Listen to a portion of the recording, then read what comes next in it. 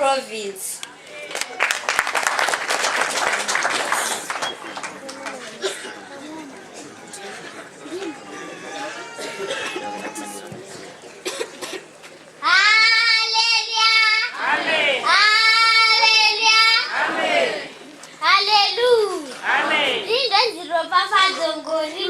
I want to do my best.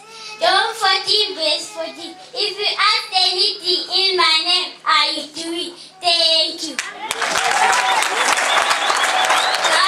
Hallelujah. Hallelujah. My name is Emanuela Topere Sundanga Gitra Memory Verse.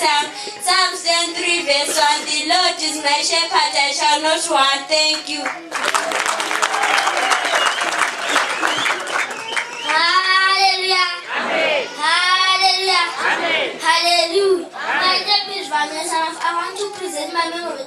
Also, that's 20 verse 15. Do not steal. Thank you. Hallelujah.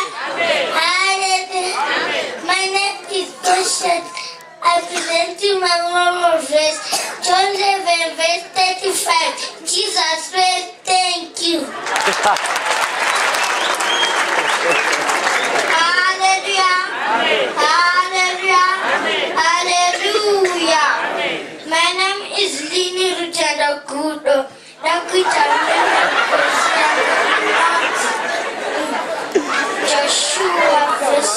Joshua 1 verse 6. Simba uchunge moyo na kutinginewe.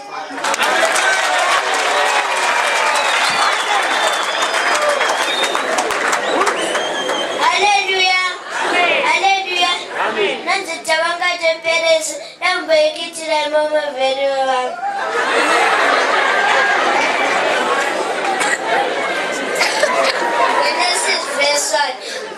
Genesis verse 1 mara katika odega leikate.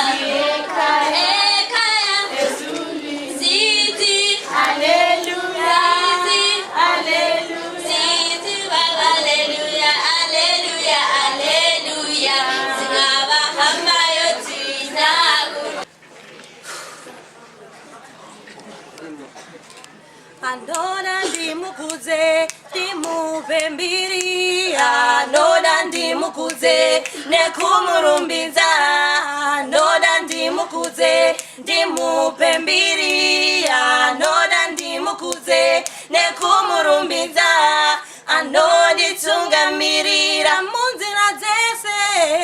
Jesu wangu ndomutevera, anona ndimukuze ndimupembiri, anona ndimukuze nekumurumbiza, anonditungamirira munzira zese. Jesu wangu ndomutevera, anondipa simba rekumurumbiza, anondipa simba rekumurumbiza.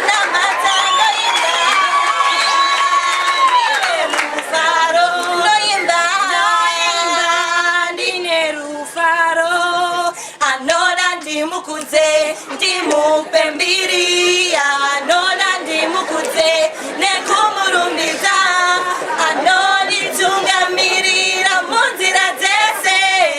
Jesu wangu ndomutevera.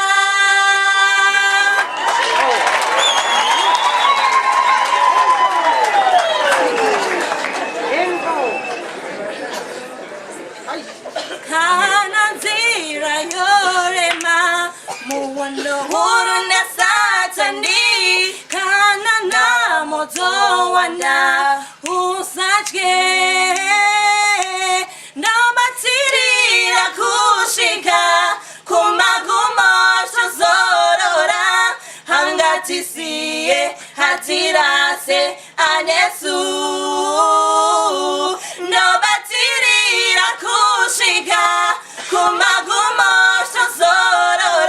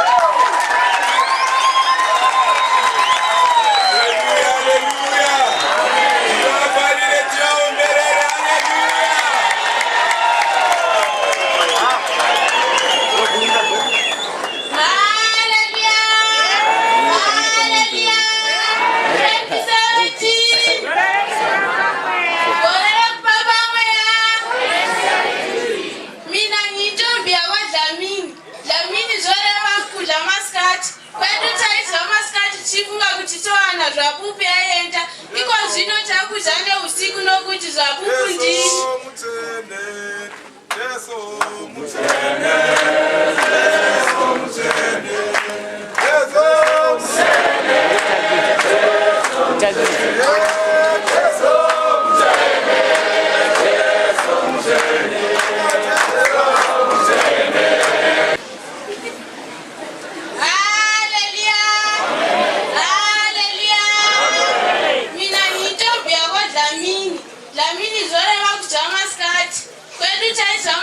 Chifunga kuti towana Zvapupu yaenda kusaziva kwafanana nekufa iko zvino takushanda usiku nokuti Zvapupu ndini. Naiwe Terefina, wanzwa here kuti shoko remunondo waJehovha madzibaba ekare aiva nemunondo nomuseve zvaivapa kudya vanovhima pahondo vairwa nemuseve. Baba Bhishopu vanoropafadza shoko remunondo waJehovha. Wagamuchira here zvaunopiwa naBaba Bhishopu. Vana Thomas tinavo vanotenda vaona. Yeuka kuSouth Africa vanhu vakaungana pakauya vanhu nematanda vachiimba. Baba Bhishopu vakanamata hondo ikadzikama. Yeuka pamutambo weIsta vanhu vakaungana denga ratsamwa. Baba Bhishopu vakati Mwari honai basa renyu riri pano. Denga rikadzikama hasha dzikapora. Nhasi Satani ziminochema kana vasvika. Vanamai, vanababa, ropafadzirwai minondo yenyu. Shoko remunondo uyu haubvi usina chinhu. Rinobaya mapfupa kusvika mumongo. Vatungamiriri, ropafadzirwai minondo yenyu. Kikiki kuseka nhamo serugare. Vamwe vachakatumba pamuti usina zita. Zvakuda shoko remunondo waJehovha. Vanotevera Satanism. Zvakuda shoko remunondo waJehovha. 2 Madzimambo 13:14. Chibopedzisa weka. Ndipo pakagukuchira nyaya yaro. Vana vaIsraeri vadzika mumatende munyika yeMoabhu. Bharaki anoronga hondo nokuziva kuti iye haana simba akaenda kuna Bharamu mwanakomana waBhoeri. Verenga Numeri 22:23.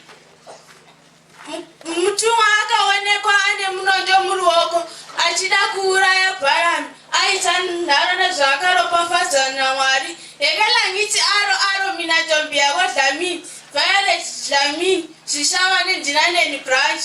Ndatenda.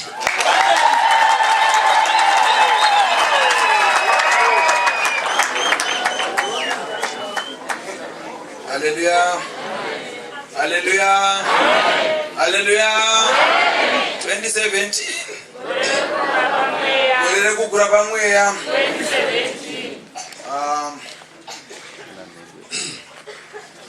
It's a wonderful and splendid evening to you all. Starting with the bishop of this church, Baba Shirwa, and all the colleagues that follows you. I greet you all. I would like to greet Ambuya and Amai Bishop. I greet you because you do a splendid and wonderful job to all the Amais. And I would like to greet all your fellow colleagues that follow you each and every time. I would like to greet all of you, my parents, my brothers, my sisters. I greet you in the name of Jesus. Standing in front of you is an 18-year-old teenager from Mkoba in Gweru, in the Midlands. And I would like to present a short speech that shows us why we should have principles in our lives. As the adage goes, whatever you vividly imagine, ardently desire, sincerely believe, and enthusiastically act upon, then you will inevitably materialize. I encourage all of you to be principled. In this short period of time that we are all gathered here, you should have manners, you should show respect to all the parents here, and you should know why you are here. Then you will see that God will provide an everlasting life to you. All the blessings will fall on you. In every subject you want to pass, you see, you inevitably pass.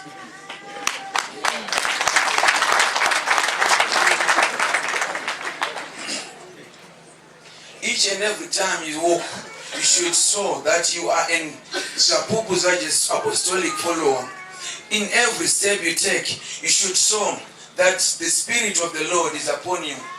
Then, every step you see that each and every person in the community that you live, in the wood you live, the youngsters say that the hall you live. So I encourage all of you.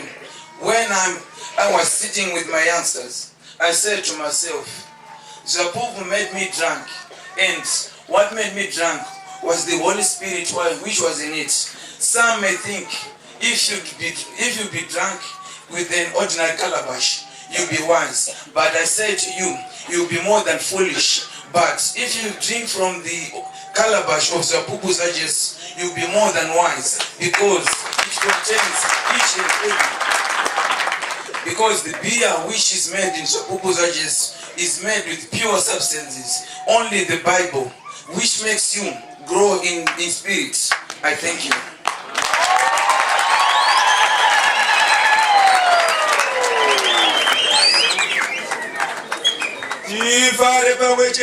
Hallelujah. Handi kuno zvinobikwa zvinongobva muBhaibheri chete. Saka ndizvo zvinongowanikwa kuno. Hallelujah. Tichingamidze drama richiuya tivafarire muzita ramambo Jesu. Hallelujah.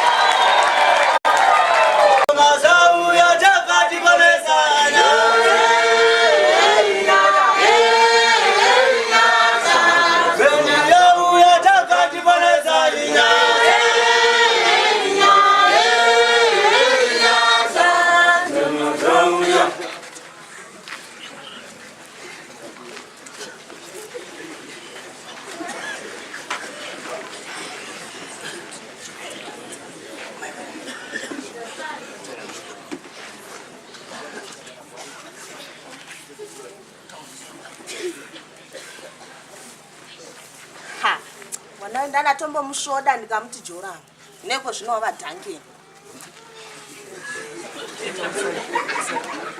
mombe dzake ndidzo dzinotsika pana kuna zvino baba vandakangwa ndavaudza handisi kuda kuona mombe dzadhankeni pano. Dhankeni hatitore mombe ndiwo havadi ndandivabvunze ndotsvakuti chi makandi nizvechirandu mamukari machirandu mamukaseiko ndamukawina nadifari Niko neme mwana. Masijoka imombe adhangeni ziripo panze. Yemoni. Ani munomaona. Wakati chi? Tati taura nati chi? Mazumba arifana taida ya mwana. Takazvitora ka. Mama taura kana badu siva rume takauma musoroshi. Vanhu ngezvanya yaya kubatsira. Nokuti takakuzai. Tine mombe ziri dhangeni mwana anaoita mumazumba kadai. Azviti. Aiwa rikandindeka. Dai. Tisike dhangeni. Sikamdara. Tisike. Masika. Aiwa zvawakura zvedhangeni. Rana mdara. Kubva pafa vabereki vako wakasara uchikura wena. Ndikufundira kuti ndikuzviona. Mwana munda ane nyaya yangu panapo. Naende kudai ndakanzwa kuti uri kupinda kamukachechi kari kunzi Zvapupu so. Kambori kaZvapupu keiko ikako. Icho chinoponesa manje. Izwa kaiwe. Vabereki vako achifa vakakusira ini. Handitika. Ndoziwa. Ini ndini baba mimi vako ndini baba vako. Saka unofanira zvandinoda. hatimboisiya ndibhokodza nyaya ndafambira chaichaiyo. Ndiri kunzwa nyaya dziri kubva kudhibhi madhibhotsi akawanda wanda kuti kwanziwe mombe hausi kutera handiti. Saka iwo hauna mari chinipa mombe idzi ndine mari ndinopota chitera mombe ndinogara nadzo ndisababa handiti. Iwe wosara wakagara kana wauda kurimisa uzoyakumba. Azita ndikupi mombe idzi hakuna zvakadaro. Mombe munyamchitora dzedzidulaka kwangu. Unozva ndiri ane here? Muri baba. Uri kufa usina kana mwana iwe. Hakuna zvakadaro. Ndainda ine. Ndozichira ndini. Enda toka wena. Kaishiko. Chako mamsoro seguru wena. Dzange ndichaye. Chakaoma. Paiti. Kuramba nazo zvachose kuti tana kuoma musoro. Saka kwaitodi. Aiwa mai mwana chofunga imwe program iri nani mai mwana. Wozi. Ndiganji kai. Plani yandaona. Ndakuna sekuru vaya. Vatakamboendera pano pakashayika bambo. Vaya, inzai. Iwo ndo zvandakakuwanira zvekuita kufunga here. Aiwa. Reason capacity yako haisino vyo display. Ndikandike. Tisiko seguru. Ikamusharukwa. Tisike panapa. Guru ratsapata wapinda mumatare. Alright seguru.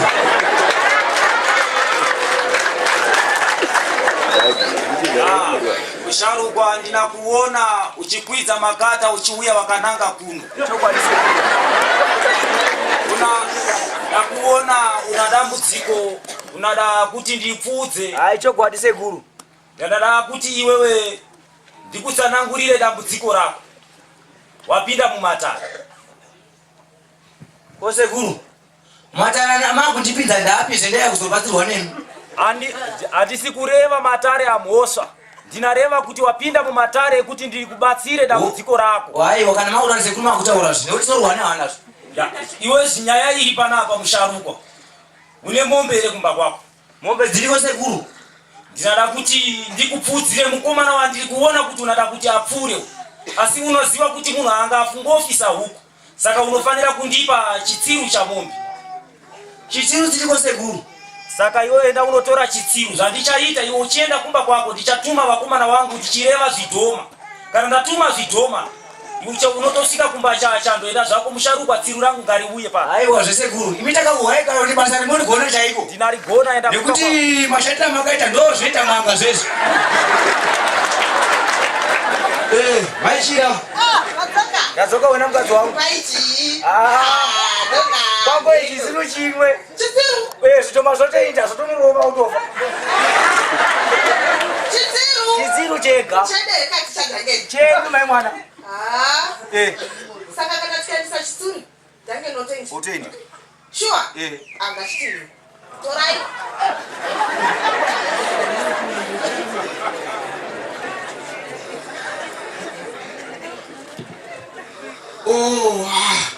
Apo pachina. Ndikani manye kuchechi kusonjoko. Hey, ndotonoka zvizvi. Kwani ano Yehova Muzandize.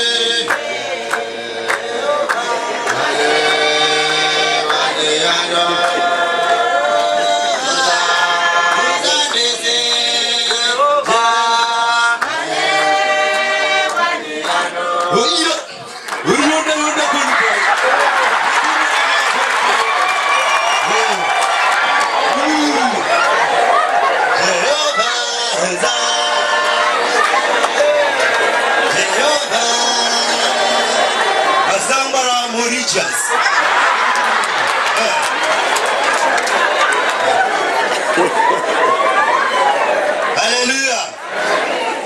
Ndati ndikagwadama tichinamata mnamatu wandachengetera. Ndaratidzwa pane mukoma dhangeni simukai nditaureni. Asina kukumirira zvakanaka muranda wamwari. Taona hondo mukati mekurarama kwako. Pani ari kuchiva pfuma yako yawakasirwa nemabereki. Taona uchitumirwa zvikarani panguva yauchandorara wabva pano. Taona uchitumirwa zviri zvidhoma zvichira kuti zvikurove. Asi ndaona ndapuwa kundise wekuti iwe ukanyengetera uchakunda. Saka wongo gona kungoti uchimuka makuseni uchinyengetera, masikati uchinyengetera, manheru uchinyengetera. Amen. Saka ina chamiri gati mai kungowa. Aiwa mofamba zvakanaka ngombe. Tinotete. ndazindikira basa rangu randinafana kubata nekuti musharuka akandipa mombe yake. Zvandinafanira kuita. Ndinafanira kutuma akomana angu aende. Duka Brakadeshi ambia bebea ndinafenda.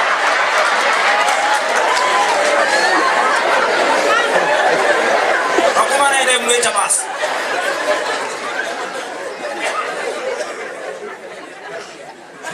Ha, ndiri kuona pagirazi rangu pari kuti tsarukura vakomana vandatuma havana kusvika ka. Ha, vakomana vavasvika mukomana akatenderedzwa nemhute uri kwazvo. Ha, regai kumbosviba ndinamutaimira havata. Ha, ndinaona kuti nguva dzatifambei chiregai ndichituma vakomana vangu. Sajomenda chitepo cha urujukwa tinokupapura nechikwapuro cha usiku. Endai kubasa vakomana. Ha! Hey. Kuza mute yacho iri kuramba yakangokomberedza mukomana. Uyu mukomana ndamukoniwa. Rekandisiyane naye zvibodo izvi. Ndasanga nawo nezvimwe izvi.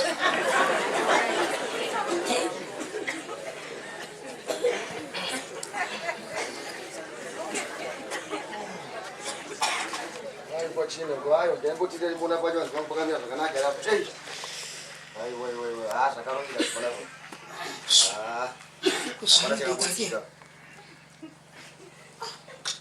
baba let's kundinyepera ine madzoka nemadzoka anondinyepera vaiti kuna sekuru vai dzange nde akafakari vaindira chirandu mai chirandu kunezvo kwaita nyoko kai ndiani unorivana zigara nitirichizipenyi na warina kufa aiwa memwana pamwe sekuru vasati vaindisarika ndino aiwa ndonokonfema zvindohota ofa vasati varovesere aiwa hazvibvuku memwana ndipe ndindi Tisike sekuru. Fika musharukwa. Nasika zvakare sekuru.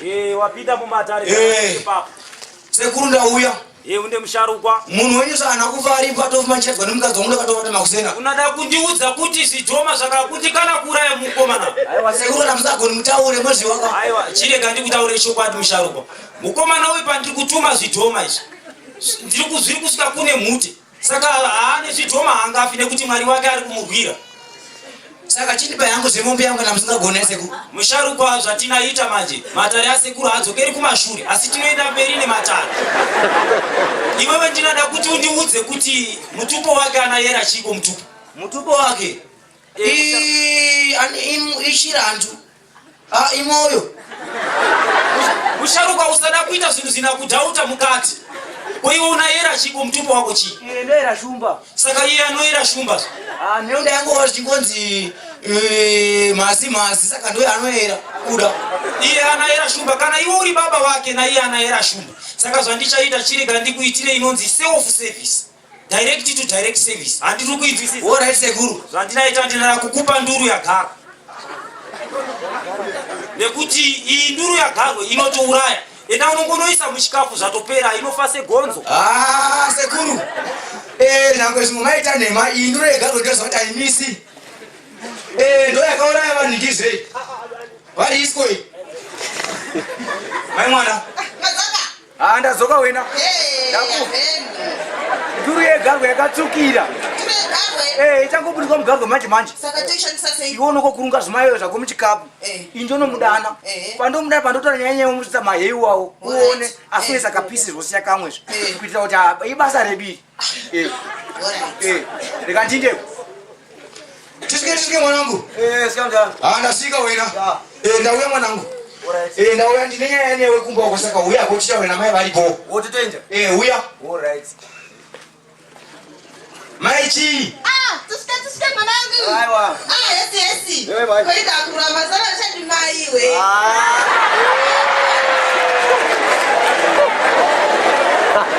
Koita kurama mwanangu. Kukovera mai. Dangeni.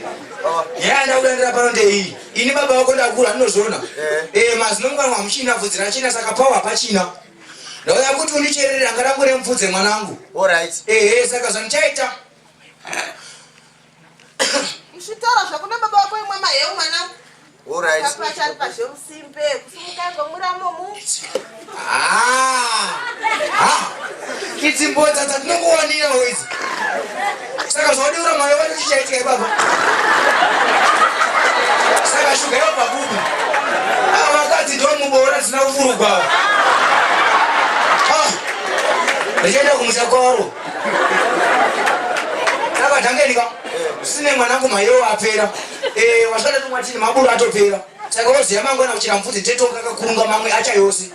Saka chinda kumba mwanangu woziya mangwana. Alright, anibona kuba ndokurumidze chacha. Chiratu. Ungani kakapende mwana zokwebi. Nakwadziwa.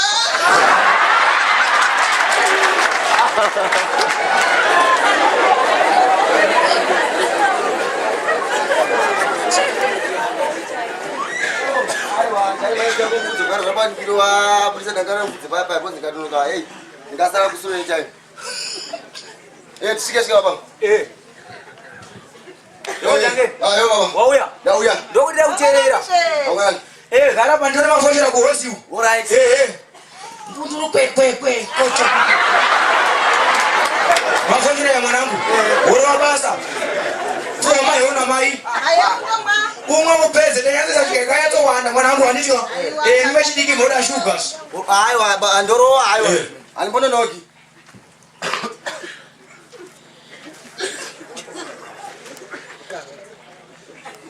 Oya. Ndozita manje. Toda kutozito ruwada ngana kurumidza. Bocha aiwa. Yusure nenguva.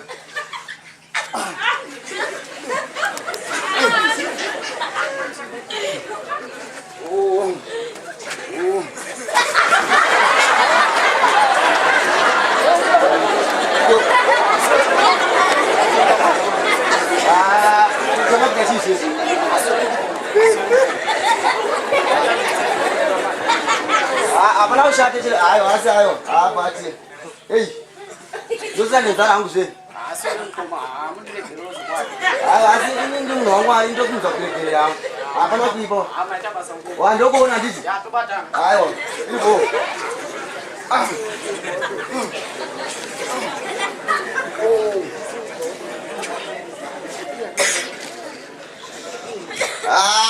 ai kana akuya mwendiri nere hangu patitanga iri makwira keteke kuranu 8 kumvudza sopere ai wa ndongo sopesa rimwe zuva andodzokera chaiwa ndana pedza ai baba mwanangu ya zijaya yewe Wapedza ere? Ndapedza ini. Mai wapedza? Kuti pepe. Sema yeu. Saka yeu mwanangu ka. Mazono kunopisa. Kana washaya ule unokuzopenda nezuwa saka yeu mwana kumba unofana kugara pamvuri andika.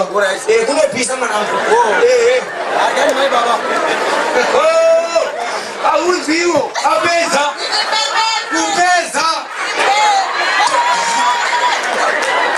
Ayo, ngazi wangu. Apo wakagura jira. Tongo wazo nuwe koko kuchikicheni chimwe koko.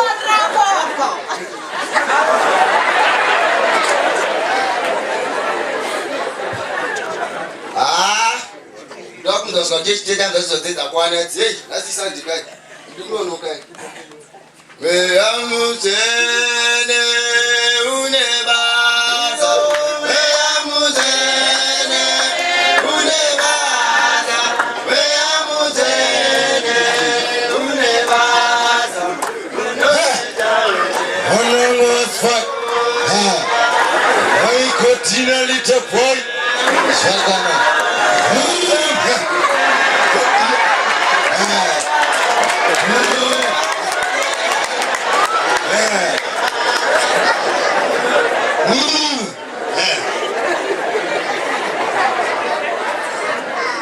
Hallelujah. Baada tinyengetera ndaratidzwa chiri chiratidzo mukati meno kereke. Tichinzi tinyengetere nokuti tingangosangana nemidzo wemasatanisti. Hallelujah. Asi ndazoramba ndichiratidzwa pamuri mukoma tangeni simukaiti tauri. Zviri kungoramba zvindidzokera ndichinzi aiwa rambai muchinyengetera mukoma. Nokuti pamazuva maviri apfuura pandakaona makapuwa mahewu akanga ane nduru yegarwe. asi tende Mwari nokuti pane mukomana akangozobvumura wakachoka. Rambai muchinyengetera Mwari muranda waMwari.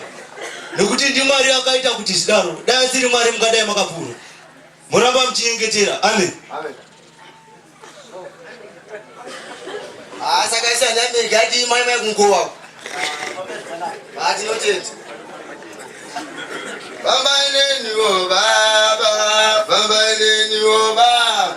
Hey, apa ngomong aja nih sana nak kerja.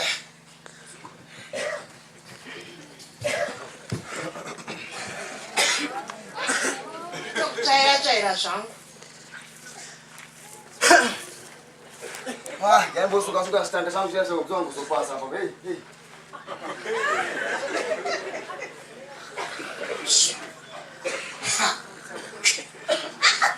Shondo dili.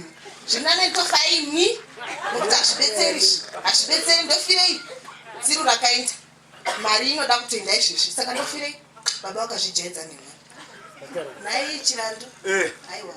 Tashoda na bakwana. Chize na mai chi. Tashoda na bakwana.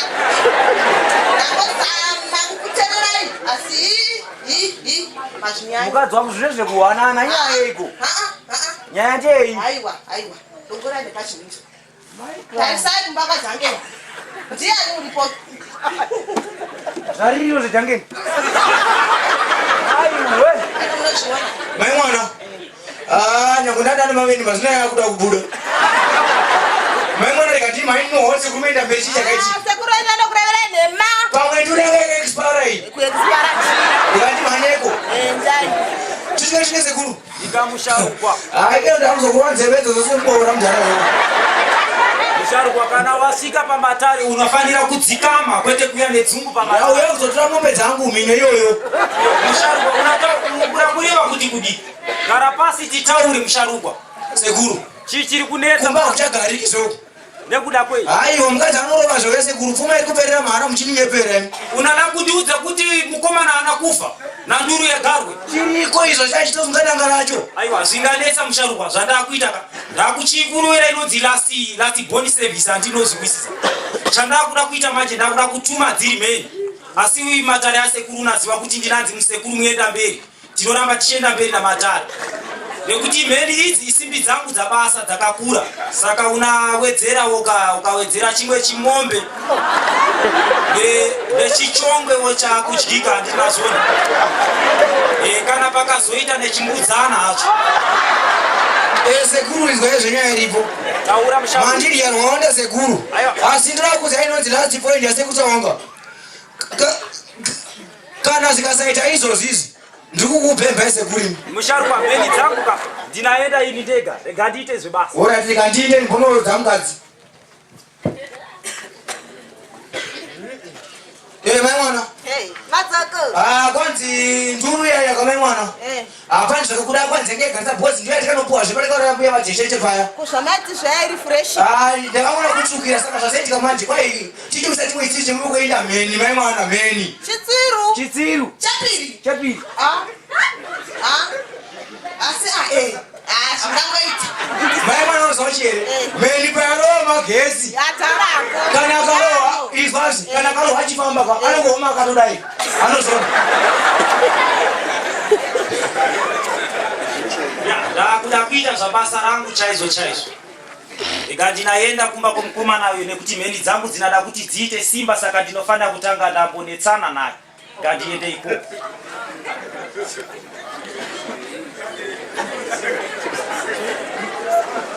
Zvandinada kuita panapa ndikapinda muchadhi make ndikatema muti wemuorenji anauya chete anandibvunza. Pachatangira basa racho ipapo. Long time sinombosvika kwajangenuka. Embo turakasukwa ganga kani mbotofamba zvangu ndimbotonakirwa nokumwa. Tisiye dange. Zikazoma. Ndiwo hapo. Ndinapo. Wakura mazwano. Aiwa, iwo ndokutokura se. Aiwa, ino byachiteza bubu izatibatisi. Singoma imwe. Kana aiwa ndimwe. Kuenda dumbu kuda. Ndachitokutendeza kuya kushika mkuza mkuza. Ngoma 2 weeks. Jeshi ndo ndoya. Aiwa, chitouya zese. Kwenda koboreza chechi. Mari mazwano naki. Ndinatema muti wa muorenji anauya chete. Ndinautema chete. ndikuda ngoti tingoti mununuka pane chichi unawa chete nasi unawa ndinge kumba Wodasa kumba. ndinasvika kumba ariganishike kumba All right. asi murume rari kutema muorenji wake munyatu Uye muri munojairira. Amba ndikumbira remunhu. Atishike. Atishike munhu. Tishike seku. ndika yako man munafara ere yako man Ndikufara seku. ko munarega nekufara kuma Makutema mutu wangu rumoja tu. unandiziva iwe unandiziva musharuka Hayi wandikuziva seku. uri mwana mudoko chaizve unandibvunza zvekutema muti handitambi nepwere handitambisi nepwere handitambi napwere lelo watotevera mudhara uyu nokuti vamanyanga vakazorora mamanja nenhau yake uyu vakangopindurana kudoro kwavai vaguko but harina kuvira vakangatouma kuuma kuita magetsi cha Maiwe. Saka ndawatokuvara sei? kufa kuti fi Aiwa. ndaraguvokafa Ndotokudza. Rikani bendako. imi saka chega ndisvike kumbana kuti ndasiya ndisina kuvhara dho zvakanaka ndaingoti ndomozvakambera iwe chisvika Ndosvika. Rikamopera magezi angu ndobendako. Basi nikufana ndokudya zvinhu. inini zvandinaita manje rega ndiende kugomo kana ndaenda kugomo kumheni dzangu handina mukwapaidza chete handingajairezvechana nachanaomurova chete Hai, gai ninje kumba kwasekuru. Basi hey. Panyaya yenyenyika. Ndoiziva zvenyu. Payabata haimisi. Kungooma chiri. Aiwa. Tishike sekuru. Ndowagari achiri wadzoka sekuru ava. Hai, bosi hey. tikandiite zvebasa rangu randakajarirwa panapa ndinanzi sekuru muenda mberi apa ndinomupfudza chete tuka brakadeshi ambia veveya ndi mwana muvhenda ndinokukwapura nechikwapuro charuchukwa ndandikatuma jome ndarova munhu hei kumheni ina nanga pamba pangu wani chiri kuda kufamba sei rega ndiidzosa ndinaona kuti jomenda akoniwa saka rega ndimbotiraye chaurujugwa ina murova chete tuka brakadeshi yambia veveya ndi mwana muvhenda sajomenda chitepo chaurujugwa chinokukwapura nechikwapuro charuseko gairova ko chii chiri kuitika pamukomana kozomeni yachiri kunanga futi pamba pangu ana ndinasiyana nazo nekuti ndingatoparadza musha wangu rega ndidzoke kumba kwangu ndinavata ibodo ndakoniwa Rega ndidzokere seku vanonga kudzoka. Hai. Rega ndinange kumba vanonga kudzoka seku.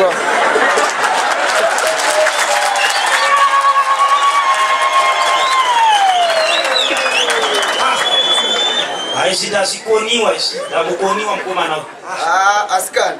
Rega ndidzokere kwasekuru kuti tinyatsotaura zvakanaka. Bosi hey. Pakufa apa. Hai kani. Rega ndiunyatsonoyana nasekuru zvakanaka. Indi mwana unamateni. Tishike sekuru. svika mukomana kondiwe sichaya Ndini sekuru. aiwa ndinafara kukuona mukomana All right. ndiwe Ndini sekuru ndauya ini. uninyaya Ndaipa makauya kumba kwangu kuya koko mukati mamuta muchadzimaunga. Ndachikumbira regero sekuru. aiwa mukomana unaona chii tinafana kukumbirana regerero iwe kana wandiregerera aiwa neniwo ndakuregerera musukuru Sekuda kuregerera ini. ini ndinafana aiwa mukume aiwa ngatiregererana aiwa hapachina nyaya Hapachina sekuru. ndakuregerera Aiwa enda akukumba kwako wakafara enda zvako aiwa hapana kana dambudziko Aiwa ndinotinda sekuru. Rega ndimanye sekuru aiwa. zvakanaka mukomana enda hako hapana kana dambudziko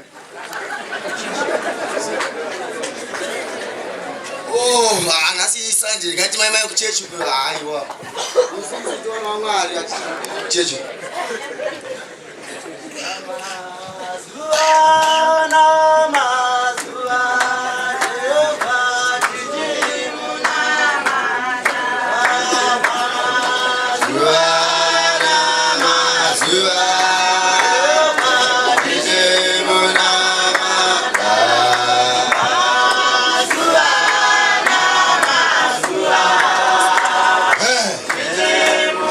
Continue to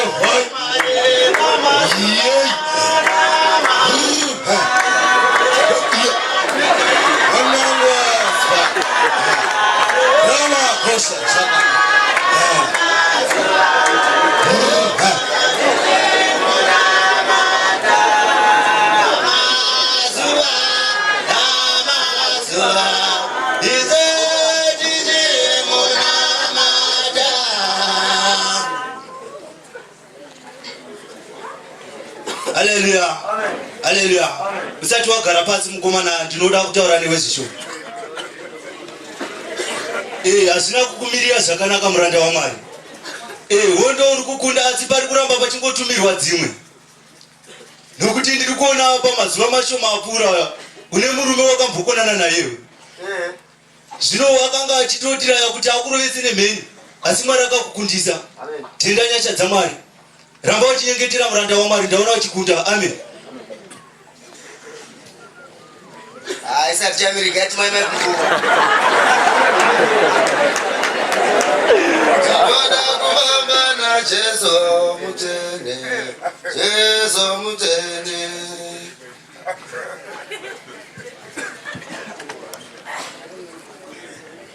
Kumamkaseko. Iwe zina mai. Tamuka. Ngani babda. Acho kwa zima chilalo. Kwenda zvangu. Sasa makuru chambuta sanza nyama osima ngwanani.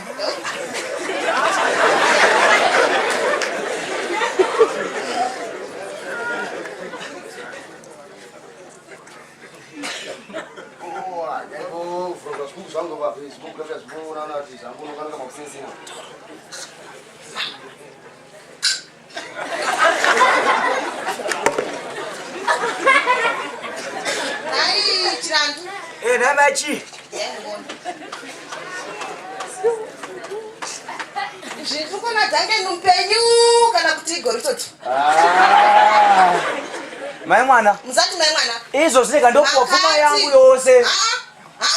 Kana zvakadero ibva pano. Ndisare zvangu ndoganda zviganda ibva. Handina kukuona ipaneni. Vai pano. Aiwa mukadzi wangu ndinoje kutaurirana. Handidi. Fuma yapera ezvino manyepi. Mai mwana. Mira unze mukadzi wangu. Ndinzwisisewo. Rega ndinopuwa pfuma nasekuru ako. Kupi? Ikoko.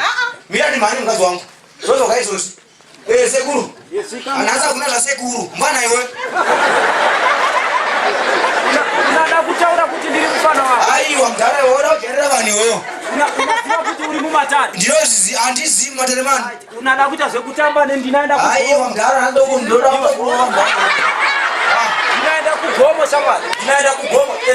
Handidi kana kugona kana tsoka kwako kana mafamba uende kumba kwako. Dzokera handidi kune kana kugomo. Ndachidemika pfuma yangu. Ndinoenda kugomo. Ndinaenda kugomo. Kugomo unoitende sekuru. Ndinaenda kugomo kwangu kumheni dzako. Aiwa sekuru kana kana ndakaitinde sekuru. Aiwa. Aiwa. Ndinaenda kumba kwako ndinakuendera kugomo. Ya.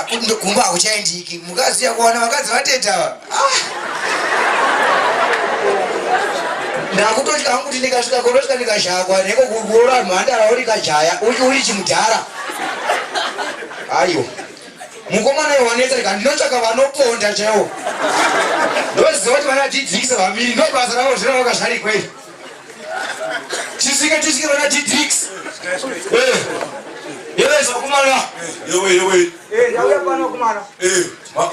Nyanda naye pano kwandei kwaita kakontakta kumba kwangu. Ndege. Kakontakta kandikuti pane zvanoda kuti muwe saka imi ngoya manheru chete. Tosvika. Nyaya kandikuda kuti munoponda mufana mwana wangu uya akasiwa uya. Mwana wababa mukuru. Ndotapfuma saka ndakupaiwa imwe mari. Zvokai. Saka mungo kuchingotsvarara motouya.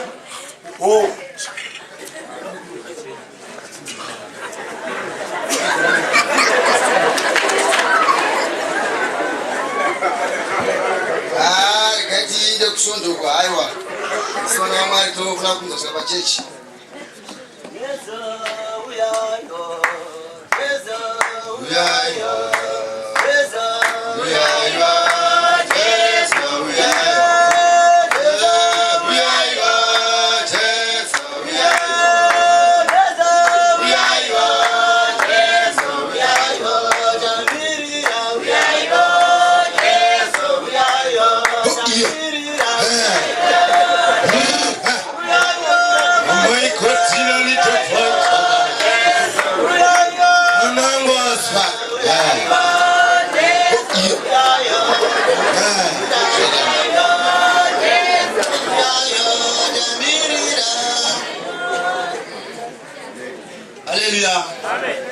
Handina manzwi emwe andapiwa. Ndangopuwa zvinzi tikwire gomo sechechi saka musi wechipiri tokwira gomo todzoka chiri chitatu. Haleluya. Ndofunga kona sita kumira pa. Ai gati mai mai kugoba. Ngoma mutangi. Mwana to akugoma, ndato garira panzvimbo papo.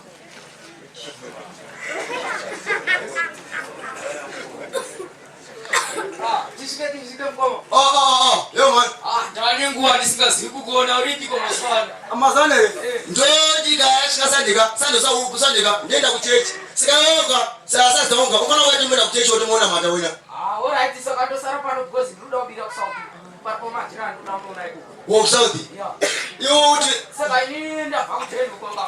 Ndoda kusara pana papa teni pako ndodi. Ndozomukira mangwana kubasi. Hapana paka italesha, lesha. Saunoda. Wesi bana paka. Saka ndikufarika mumwa ndizoka. Yoga. Unozatika. Last Sunday. Kwa nini wakumu? Saka yinika. Yono ngozara pano ngona exeta. Indana kumu kwa nisi. Ono ninyengetera wanifambesa kana. Ndokunyengetera wanga ndisi. Makino sabasbisi na vanhu vasaona ndika. Ya.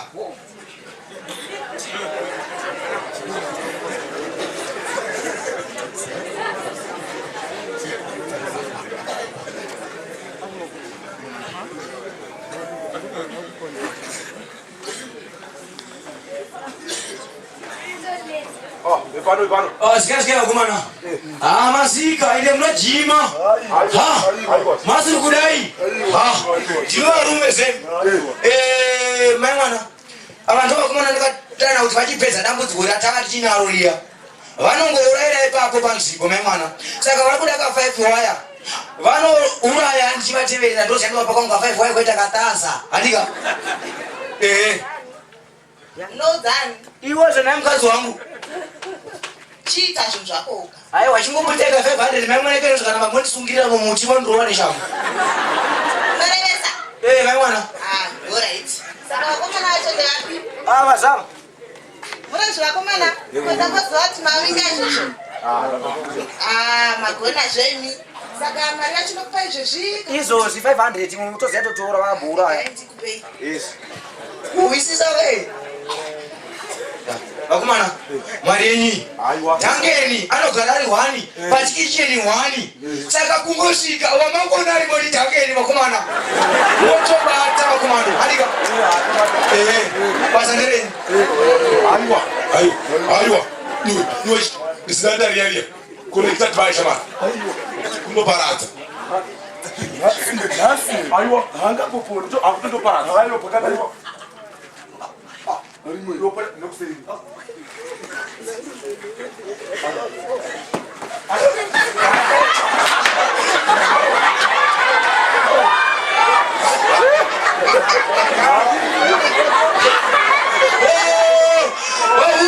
Yes.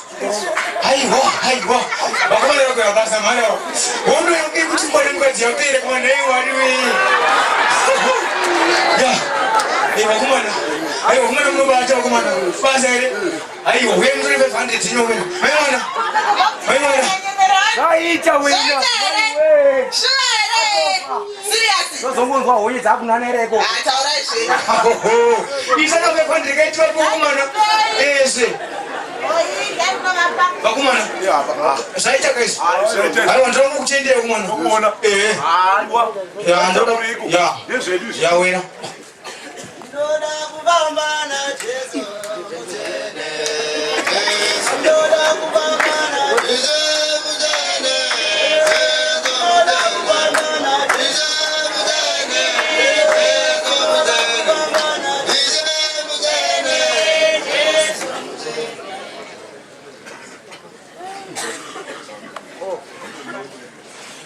Hallelujah. Tasununguru. Bana wari. Aiwa ini kani mai kukuba. Aiwa jini. Aiwa tokoma aiwa jini koma za munna mato tfata katika. Ya aiwa kani mno skulu sukura kwa kukuba kujondi pamwe zwa zangu pita makora yangu una exercise rotate. Apa mkoba to mesa kana naka. Suku sanga hazo naka tu. Aiwa silimo. Hey.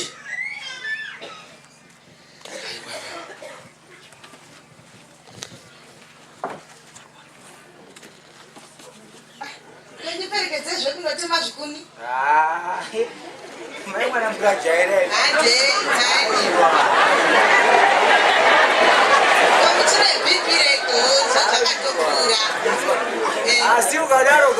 moyo wangu wakunyevenuka ndikanda kuchemera uni mukazi wangu temai ndobva nemvura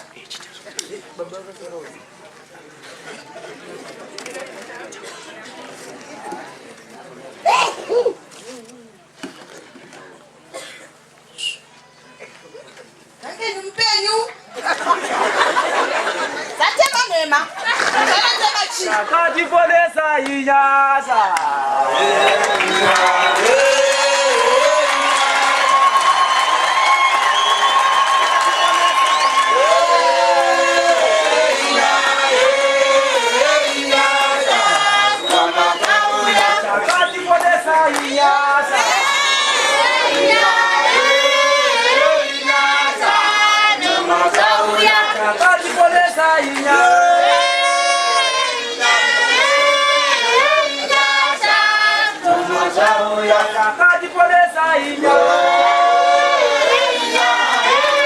Papa mutore manotebook munyore kwira imba nooneka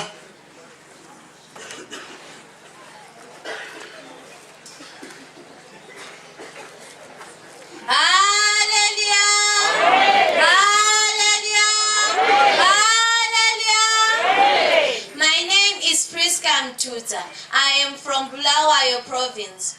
Today I would like to recite on a poem about education which is in our church. It is said, my people preach because they lack knowledge, but with Zvapupu ZvaJesu we say, youngsters like us are the pillars of knowledge and education.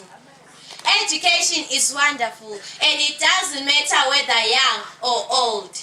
The nurses, teachers, doctors, policemen, lawyers, graduates, only to mention, but a few are found in Zvapupu because of education.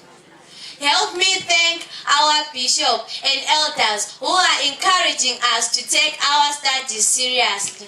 We can now rise up our flag high, for we are now good, better, and intelligent people because of education.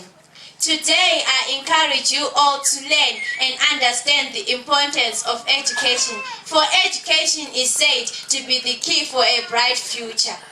We do not want to be labeled as Mazipostori as Nakudziza, but as, wow, look at the apostles of Jesus over there. I believe we can and we will take education seriously. I am standing in front of you today because of education. I am speaking in English because of education. Thank you.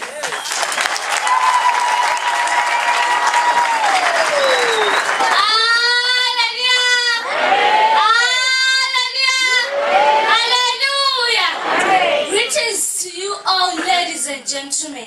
My name is Maslin Innocentia Chitito. I would like to recite my poem about Zvapupu.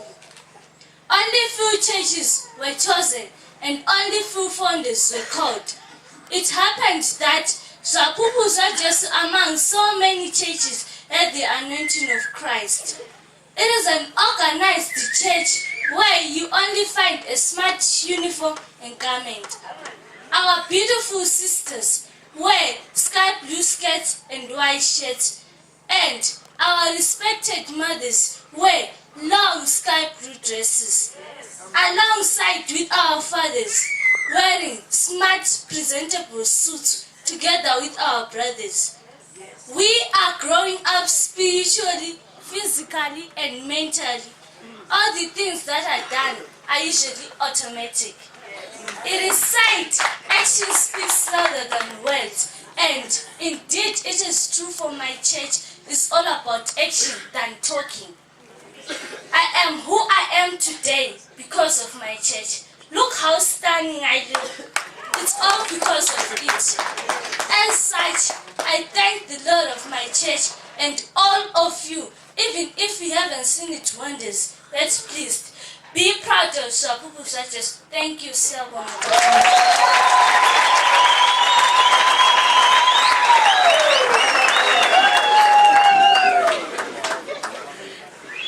Hallelujah. Vapedza vasikana vangu vebhuruwayo vauchirirei maoko.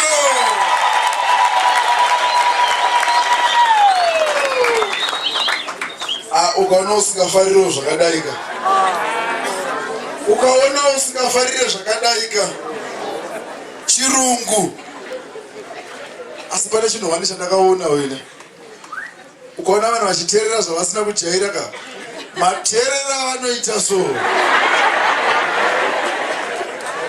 Kunzwa munhu wese kuti zii.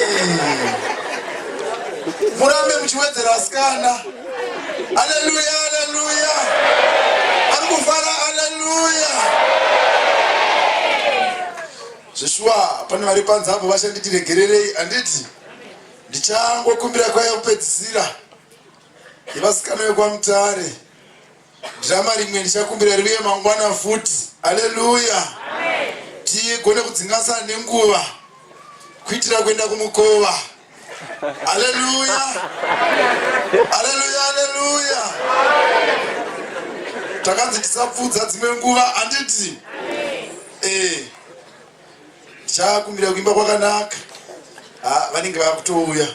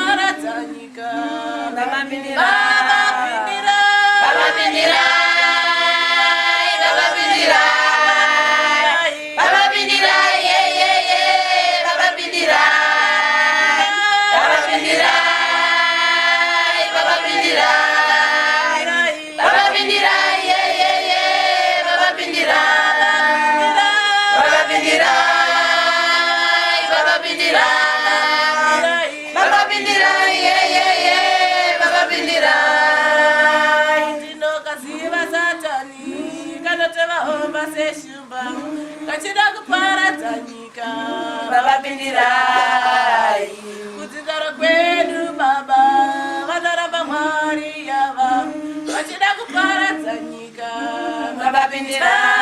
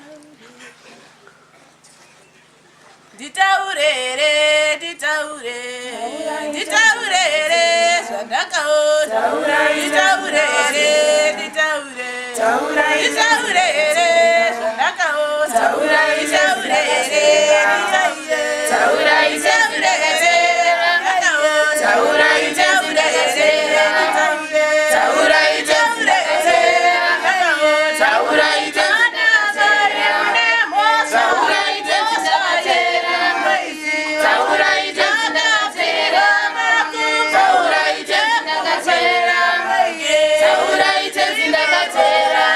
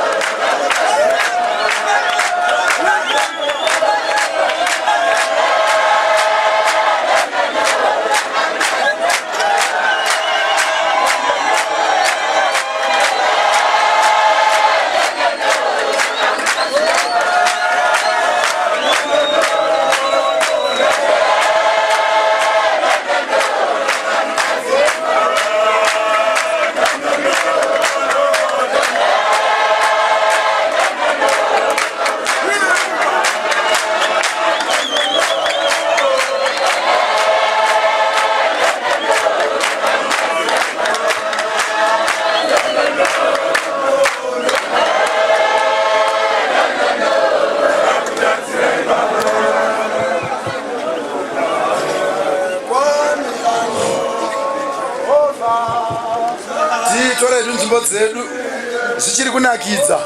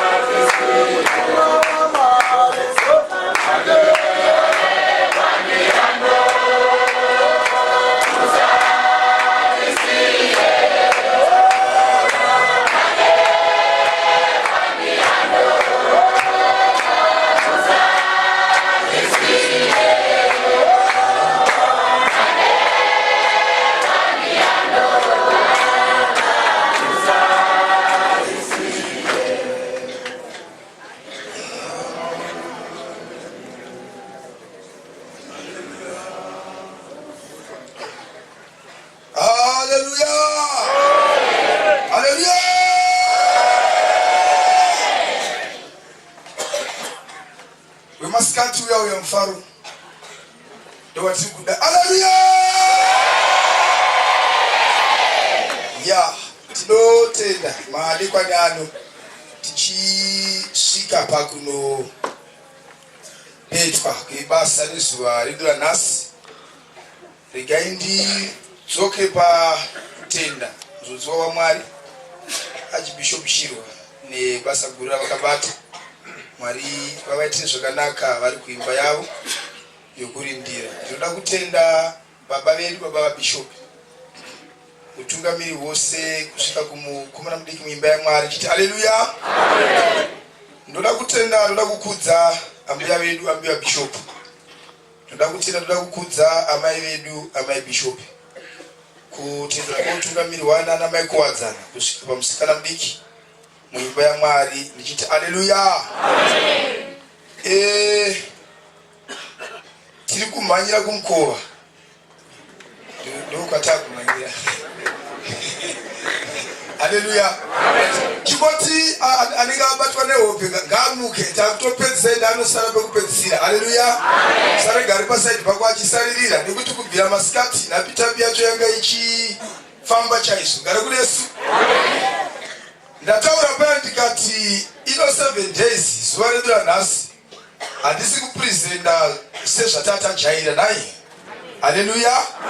Mwari vakarongedza basa ravo neimwe nzira. Saka paya pandaa ndichiti kuzodzoka kwevasikana avo vanodzoka nespecial request. Iye zvino ndichakumbira mwana wangu wokuchimarara uya anzi Josi. Akasvinura right. Arikuya mwana wangu. Akatotaura mwana wangu yeyo zvaanotaura zvanambotaura paya masikati ndikati handisi kuda kuti mutarise kuti ndati mwana wangu, nekuti mukataura kuti mwana wangu unogona kusanzwisisa. Ndati muteerere message yaari kutaura. Haleluya. Tikaidzeya iyoyo message iyoyo muchaona kuti chiri mari chakakura. Haleluya. Mwari wekumusoro kudenga vatitire zvakanaka. Achiuya zvake sisi Josi ticharovera maoko vachiuya. Ayo ngatizorovai maoko.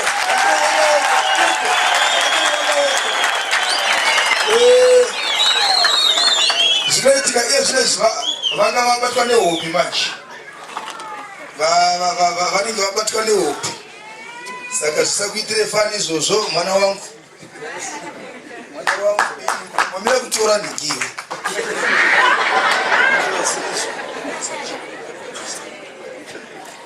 Right.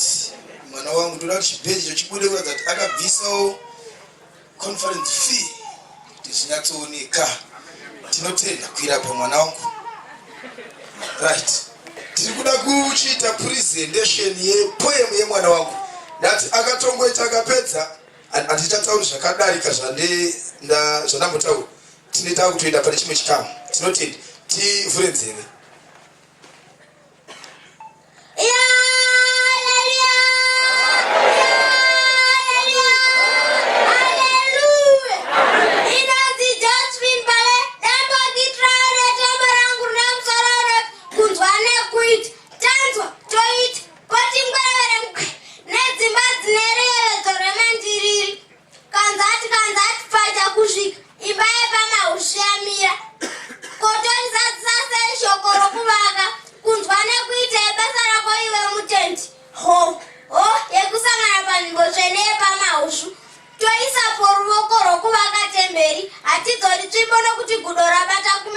Kubata kwezvapupu zvaJesu kupupura nebasa rume rimwe harikombituru uye kune rimwe haritswanyinda simba rehove riri mumvura ipa tipavhurire uchakotswa uye vanonyima Jehovha maturo avo achazara nemhepo hezvo vakatumwa vati pamaushu paive netemberi zvasarira kunewo nzwi nekumiti tatenda.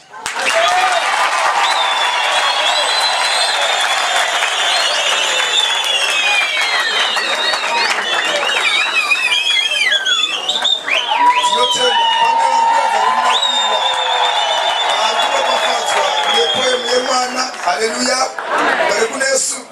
Ndikuda kuti tifarika mfariro katamboita kaya ka. Pamboita ikako ngati Yesu kaita ifuti.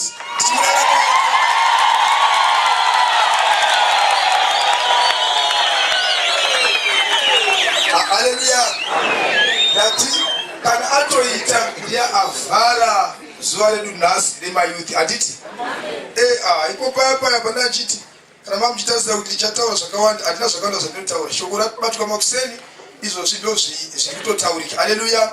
Saka sezvandambotaura ndikati sezvita kumhanyira kumukova ndichakumbira baba vedu ovasiya vamupondi avo vandiri kukumbira kuti mumaminatsi mashoma vatsanangure pane zvikamu zvidiki zvavainazvo pane kamu kabasa kada kuti kabatwe tobva tazoenda kunozorora. Haleluya. Haleluya.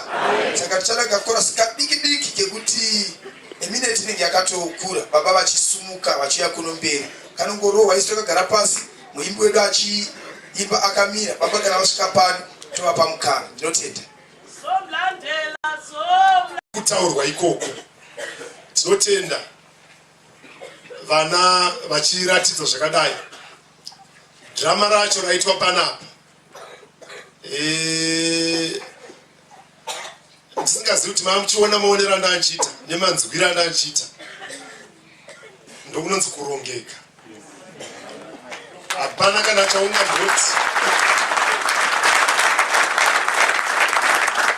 zvanga zvakarongeka zvakabatana zvekuti zvikanzi kereke iri kutungamirirwa nemutoo uyu kana kuti vanhu ava vese vanga vaine mapresentations avo pano apa vari kufambisa kereke. Unoziva kuti kereke iyi inoenda inosvika kure. Haleluya. Chishuwa chedu nekuimba kwose kwatanzwa, kuimba kwatanzwa uchiimbwa nevekwamutare kana kuine kumwe kwamboimbwa asi kwatanzwa isu tanzwa kwakanaka. Ndanzwa chairman vachiti pane vasara DMC vari kutaura kuti pane vasara kudii kuimba. Alright. Ndofunga rinofanira kuti rizoitwa. Kuna munhu anoti auya nechinhu chake chaanoda kuita asi chaanenge atsvagira pano kana chiri chavakabva vakaronga kuti vanoda kuzoita vanofanira kuti vaite mukana wavo unofanira kuvapo. Tinotenda zuva ranhasi Mwari vari ropafadzi. Tinoda kutenda vana baba, tinoda kutenda vana mai vanga vainesu vachitikumbirira sezvatambotaura mangwanani kuti zvishuvo zvose zvinoshuvirwa navabereki vedu nhasi izuva ravo rekutikumbirira vari pakati pedu. Kuvapo kwevanhu vakuru kunoratidza kukudza vana nokuvaremekedza nokuvaonesa zvinhu zvatinoshuva kuti mangwana vagozoita, kunyange pakupfuurira mberi noushumiri, kunyange pakupfuurira mberi nokuvaka kereke yaMwari. David paanonzi naMwari iwe hauchakundi kuivaka, anonzi anounganidza zvokuvakisa, otaurirana nemuranakomana kuti ini ndakuenda nenzira yemunhu saka iwe wotsunga mwoyo wova semurume chaiye, kuti akaropa iropafadzo iyo kusiya audzwa kuti wova sei semurume chaiye, nokuti vamwe varume, asi iye anozoudzwa kuti chaiye murume chaiye. Zvinotidzidzisa kuti vamwe tinenge tiinavo varume vasina maresults, saka apa ainzi wova murume chaiye kuti ugogona kutora taski yandasiya igopfuurira mberi. Haleluya. Saka ndo vanonzi varume chaivo vanotakura taski. Then varume vanonzvenga taski vasingawanikwe kana pakunzi pane zvaakuda kuitwa zvakaranganwa, ivavo ndo varume, asi vasiri chaivo. Anzi nababa ovasiya mujei bhesi hakusiri kwokuti chii baba, noti bhesi kungobhesa mumba, hazviri kuti paita baba. Kana madzimai akagadzira kwaya unotoona mumwe mai ari kubhesa, hazviri kuti vababa. Saka tiri kushuvira rudzidziso, hakuna kuparidza kunodarika drama ranga richiitwa, hakuna kuparidza kunodarika poemu yanga ichiitwa, hakuna kuparidza kunodarika kuimba kwanga kuchiitwa. Unofungidzira kuti kana ukaparidzirwa nemutoo wedhirama iri, drama iri rinokusecha, unonyatsoona wega kuti saka iwe uri papi, kuti ndizive kuti vakomana vakaona n'anga kupi.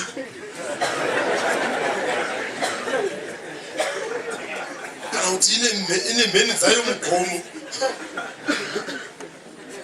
kana kuti ndizive kuti vakazviona kupi muupenyu isu tichitipwe,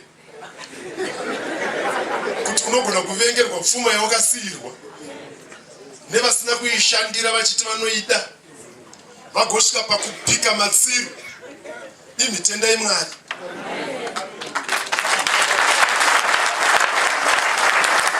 Apa vanga vachinyasoedza kutionesa kuti kunyange dai uri nherera, kana Mwari varipo hausi nherera, vanokumiririra.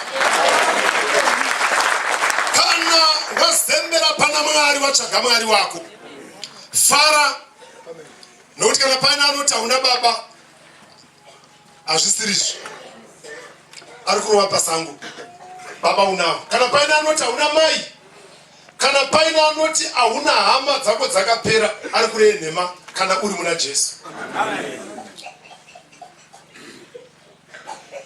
Murume anga achirwirwa, iye anongozviziva kuti arwirwa pamwe pacho, handipamutizvona, arwirwa uko akangogarawo achitoti ari kuda kukumbira ruregerero, Mwari nobva vamurwira. Kune vanhu vari kutuka Mwari vasingazivi kuti nezuro vakarwirwa zvakadii.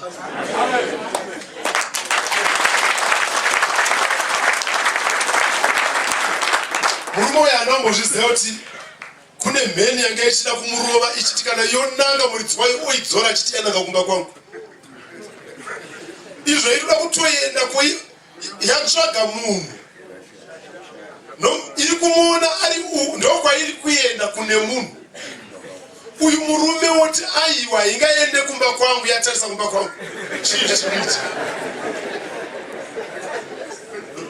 Mwari vanotiponesa nenzira dzakasiyana-siyana. Izvozvo zvinoita kuti kana tichifunga ukuru hwaMwari usatarise zvawaitirwa. Pane zvimwe zvawaitirwa zvausina kuziva. Panovira zuva kusvika kunze kwakaedza, panobuda zuva kusvika richinovira, zvakawanda zvawapesaniswa nazvo, zvakawandisisa apa tadzidziswa apa.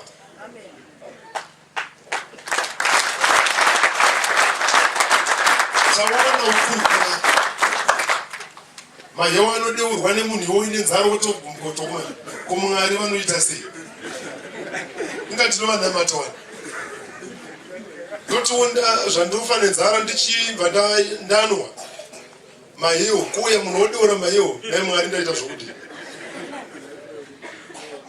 izvo mwari vari kutokurwira kutoswera nenzara kuri nani pakushayikwa. Haleluya. Saka munhu wose ane reason yekungotenda mwari kwete nezvawaona kunyange nezvausina kuona. Vadikani zvizhinji zviri kuitwa muchiona vanhu varuzazve matsiru aenda n'anga yanga ichitaura kuti kurura tsapata uwedzere futi pamusoro petsiru. Vanhu vanzwa tonoona vachifamba vakadii hazvino kuti mwari ari kuvashayisa asi vari kuedza kubatana neupenyu hwako kuti uwire pasi. Haleluya. Panapa ndasumudzirwa pano nababa overseer kuti ndikuratidzei zvipo zviri pano zvatakapiwa nevanhu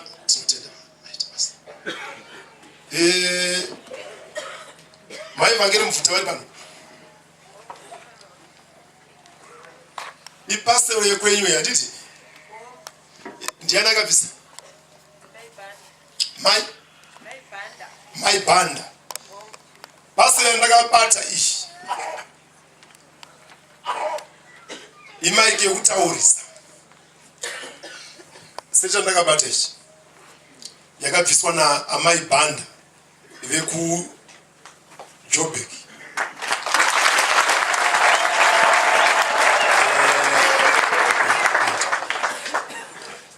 Ndinowanzoziva muchifarira kuti chakaita sei nekuti muri kuona ndakachida iso ndichidada nacho.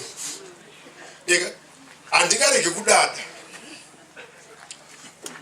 kuvaroya munoroya zvenyu vana mai bhanda asi hatiregi kudada navo kunyange vachifa vanofa vachidadwa navo because kana newe unofawo futi otherwise wawaita kuti atotungamira azoro ende mangwana unenge wakuchemera sachivhasi ari kuti tumbaira zaro because pano panyika hapagarwe nekusingaperi. Zvakanaka kuwadzana nehama dzako nevaukasanganiswa navo naMwari muchiri vapenyu pane kuvavenga uchivakuwadzira kukudza Mwari. Munhu havengerwe kuita basa raMwari, munhu haurayirwe kuita basa raMwari, munhu haurayirwe kutsigira imba yaMwari. Asi kunyange dai zvakadaro imba yaMwari inongopfuurira mberi. Haleluya. Haleluya. Hakuna chinhu chaunoita muupenyu hwako chokuvenga munhu nokuda kweevhangeri yaMwari chisingadzoki kuvana vako. Vazhinji vanhu vane nhamo dzamuri kuchema vakazvibatira pavaifungidzira kuti ningi ndoda kumufikisa ndoda kumugona. Hazviperere ikoko, zvinodzoka kumba kwako, zvinodzoka kuvana vako, zvinodzoka kumuzukuru wako. Watotanga dzinza rakaipa. Amen.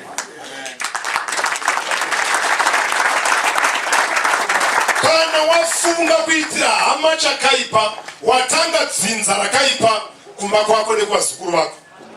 Vanenge vachidaidzwa kuti vaya vezvakati, vaya vekuba, vaya vemheni, vaya vekuuraya. Vanenge vachidaidzwa ziyai mhondi. Ndozita ravavatsvagira. Ndozvatiri kuti kuvaduku ava nesu vana baba nana mai vari muno tinoda kuzvidimura kudzinza rokuzikanwa neumhondi nekuroya nemheni dziri kutaurwa idzi. Tinoda kubvisa kunokurumura vana vedu ikoko. Haleluya. Titange madzinza asina tsvina, titange madzinza asingateverwi nekuda kwezvakaipa zvakaitwa, nekuda kwevana mai. Nyamwe mwana wemumwe akadarika iwe usatadze nemuromo wako. Hazvitaurwe kunyange dai mwana wemumwe akamitiswa muromo mako ngamurege kubuda shoko rinoti zivurira wiri. kana wadaro uchanyasoona zvichidzoka mubama hakuna chaunotaura chekushora mwana wemumwe chisingadzoke pavana vako kana vazukuru vako. Unondinyepera kana aripo anoti ini ndakambodaro ndikambotadza kutaura ndikaona zvishingo ndiitira ngasunge. Unorenhema matambudziko ese ari kugwesha nevana nevazukuru pane akatukisa. Kana muri mumba amai nababa makagara ukaona mumwe arasa muromo taurira naye zvakanaka kuti shamwari unotukisa vana vangu, otherwise zviri kuitika kumba kwanhingi anotodawo zvakadi zvakanaka. Saka zviri kuitika ikoko hazvisi zvekuti isu toshotesa. Isu ngatinanganei nezvedu tikumbirirewo vedu vai vana nevazukuru vedu kuti Mwari angotiwanira nyasha, because zvose zveropafadzo zvinongobva kuna Mwari. Munoziva Mwari ndo vanongoita zvavanoda. Haleluya. Efremu naManase vachiropafadzwa, Josefa avaisa pana baba vake kuti baba vake vachiropafadza vana vake. Anotora mukuru omuisa kurudyi kwani kwa baba vake, otora muduku omuisa kuruboshwe kwani kwa baba vake, achiitira kuti mukuru, nokuti kwaine tsika yekuti mukuru anofanira kuva neropafadzo kudarika chi. Saka ropafadzo yaibva kurudyi, izvo zvamunoshaya hanya nerudyi. Haleluya. Right, zvisu zvatoda kutaura asi toda kutiti akaonekwa achipesanisa zvi maoko, nobva rudyi rwaenda kumuduku, ruboshwe rwaenda kumukuru. Josefa anoti kwete baba, uyu ndiye mukuru, uyu ndiye mudiki. Jacob anoti aiwa ndikuzviziva, asi pane zvandada pane upi, pane uyu. Saka rega izvo zvanga zvichienda kumukuru ndizviendese kune upi, kune muduku. Izvo zvazvibvunzwe ndozviya zvandamberi chitaura kuti contract yacho inenge ya one sided. Haleluya. Yaye one side. Ndomba yapanonzi mukoma nemuning'ina Esau naJakob. Mwari akavenga Esau akadani.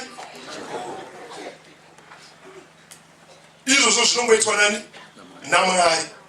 Saka kana Mwari ari anochuza zvekumhuri dzevamwe, isusu vanhu hatifaniri kuti uzotaura kune akanyimwa maropafadzo naMwari, haufaniri kumushotesa.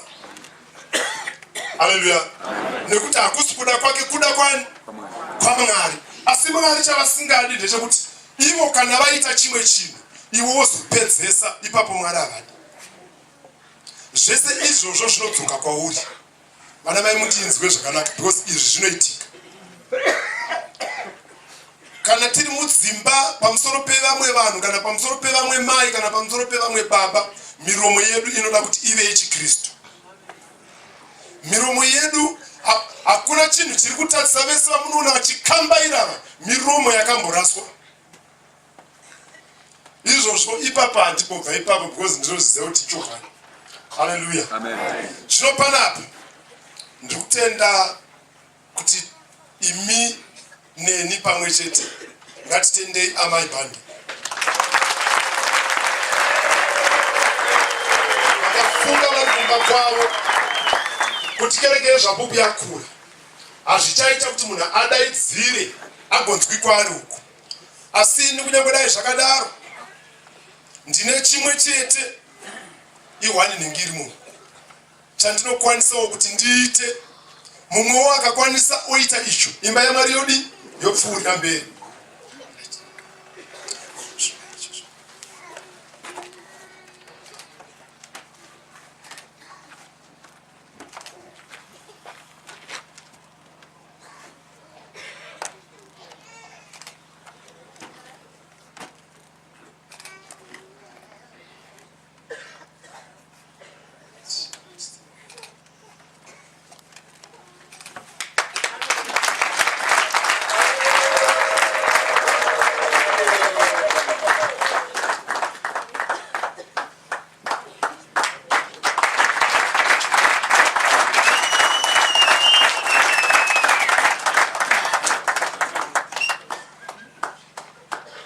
Haleluya.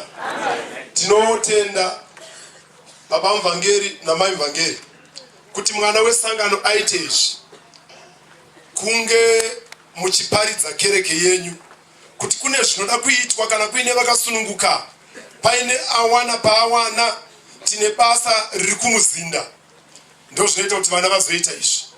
Dai muri vamwe kune vamwe vanototya vana anonzi iwe ndakazokuona wakusumudzwa kumahushu vari kuona nhamo vanhu kana vabva pano vanosumudzwa nemufundisi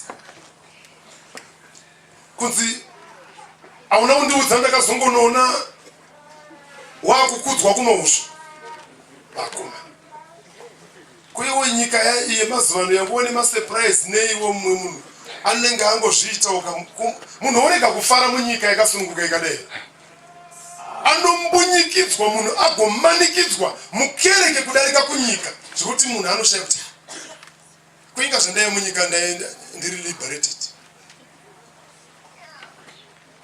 Haleluya. Zvimwe zvinoita vamwe vanhu vanoti kana vapiwa utungamiriri vanokanganwa kuti vatiri kutungamirira varume vakuru vane dzimba dzavo.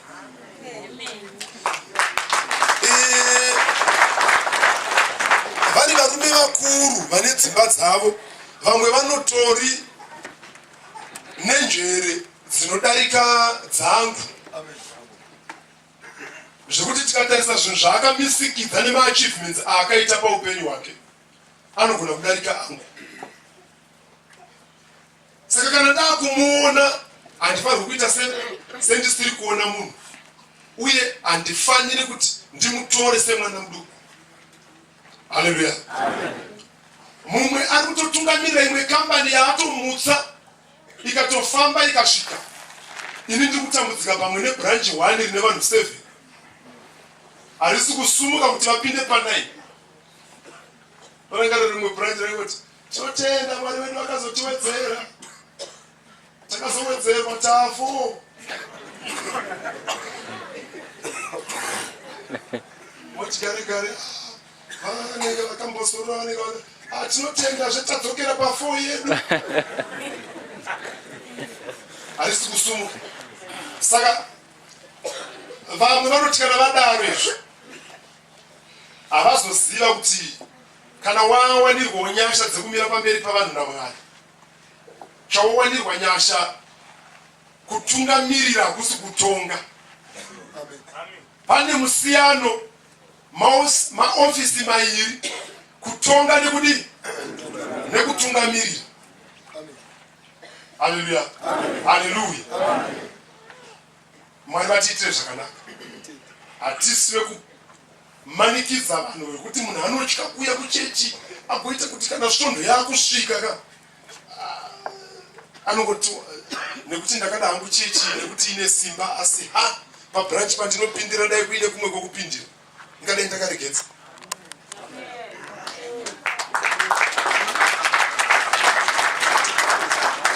Nekuda kwemumwe munhu akatopinda chechi akatendeutswa nenhamo dzake ndiye abhizi kumbunyikidza vanhu. Tinozvitukisa ende shamu yaMwari inorwadza ende ukatukwa naMwari watukwa zvachose. Saka ngatirege vanhu vasununguke tivaparidzire mukana wekuumba kereke yaMwari. Izvozvo zvichaita kuti nesuwo tigofara tichitendwa. Tikuona pafukidzwa nemucheka wakanaka chaizvo.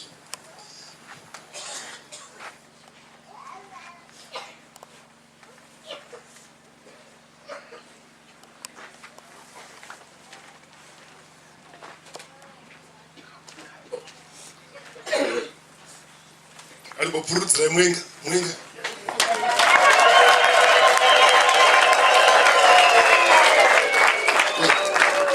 maakufa kungoitaka zviri kuitwa namwe whether zvafadza kana hazvina kufadza asi pane amwe ungodi isu tisi tinozoziya hapana kufariwa. Zvaramba kufadza.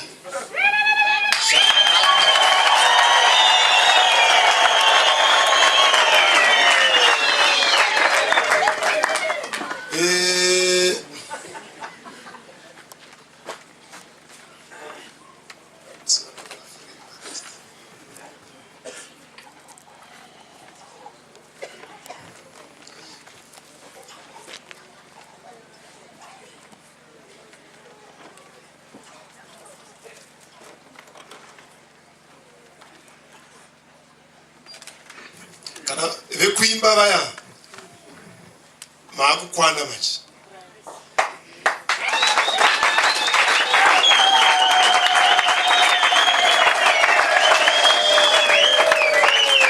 Baba na mai Shindoza.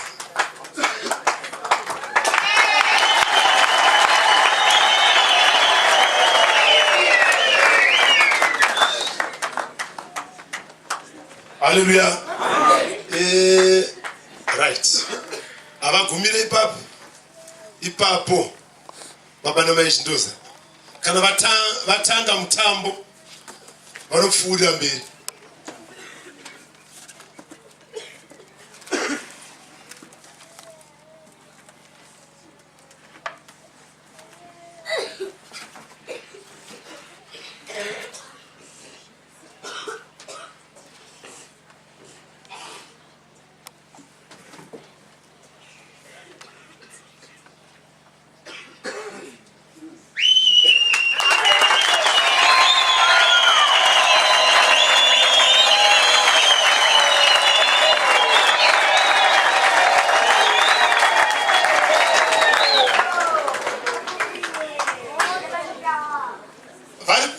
Vanenge vari kunze kwenyika vachirangarira kuti kuchechi kwangu ana angorima vanenge vari kunetseka. Vanenge vari kuita tumishini twokumanikidzira. Hallelujah. Last time makabirwa chizve speaker tikati hazvina mhosva. Baba Shindoza vanozouya nemaspika apa.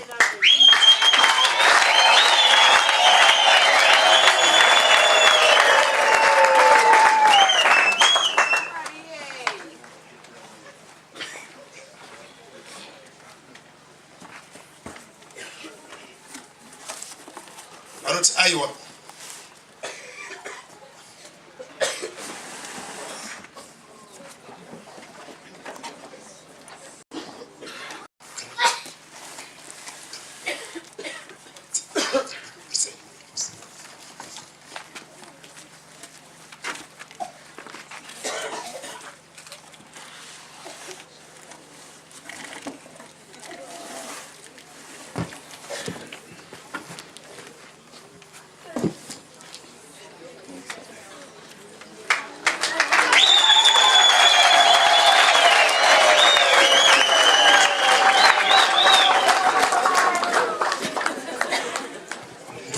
kwa manzwi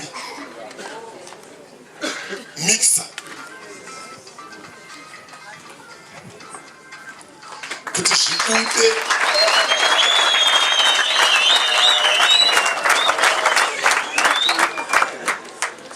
paunoti ari kutaura semunhu wemuredhiyo. Ichi ndo chinoita zvite kuti abudesa izvozvo. Chatiopana paZvapupu.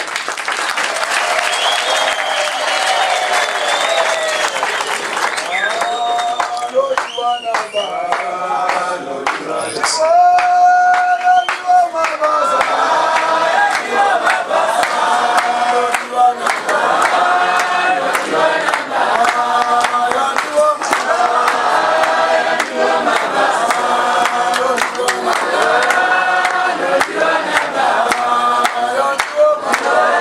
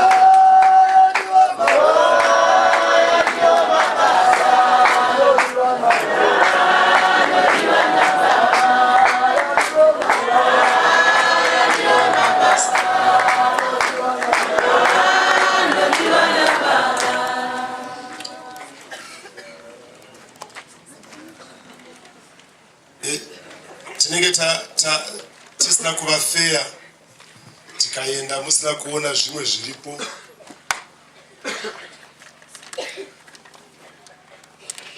Zvakaita zviri kubatwa izvi nababa overseer.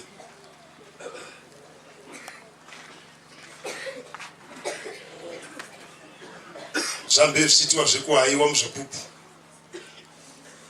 Saka pakaonekwa kuti aiwa hazvichakodzeri kuti zvirambe zvichihaiwa.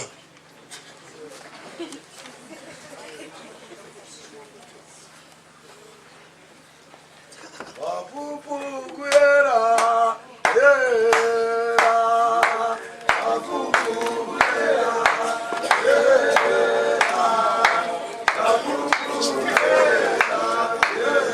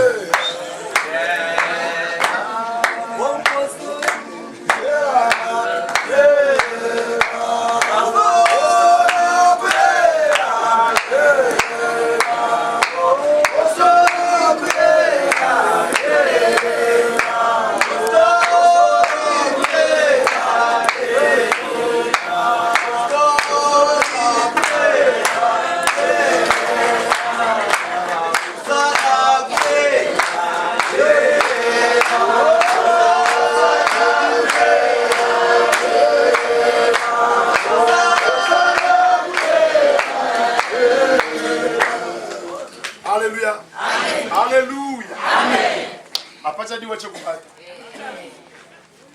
Pazvapupa.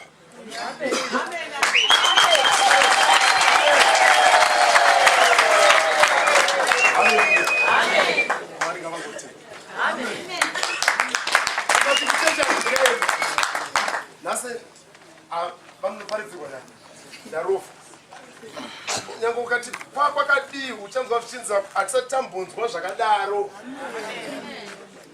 Zvatanzwa nhasi achazvinzwa futi. Unonzwa vanhu vachidzoka vachidi iwe wozongoti kuti zvanyatsodikwa. Kana iri musangano ukaurovho unoona pane zvizvi. Unoona matende mairi akazara pachidiwa rimwe retatu nemuso mugovera.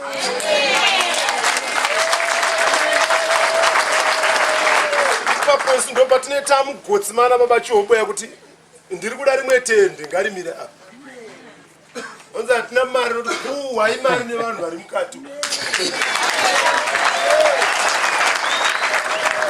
Haleluya. Haleluya. Kuenda kumberi. Saka ndaiti papa pari zvino Zvapupu haidi kuti uwane anokufurira kuibuda.